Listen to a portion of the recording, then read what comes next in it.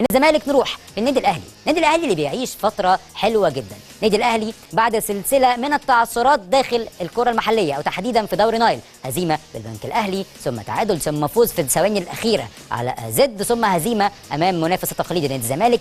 الاهلي غير شكله بنسبه كبيره جدا تكتيكيا، كولر اشتغل على مفاتيح جديده. النادي الاهلي فرح جماهيره في افريقيا ارتياح بعد الفوز على مازيمبي الكونغولي والتاهل الى نهائي دوري ابطال افريقيا للمره الخامسه على التوالي. مواجهه الترجي التونسي لا يكون مواجهه مش سهله بكل تاكيد. يمكن خلال الايام الحاليه فريق الاهلي بيستعد لمواجهه قويه امام نادي الاسماعيلي يوم الاربعاء المقبل في دوري نايل. يمكن كمان سويسري طلب من الجهاز الطبي تجهيز اللاعب المهم جدا وهو حسين الشحات من اجل اللحاق بمباريات الاهلي المقبله. يمكن الجهاز الفني ضم اللاعب لقائمه مباراه مازيمبي اللي فاتت ولكن لم يدفع به لانه لم يتعافى بشكل كامل او ممكن يكون لعيب يعني مش جاهز بنسبه 100%، فكولر مرضيش يغامر بحسين الشحات. كولر عايز يتم تجهيز الشحات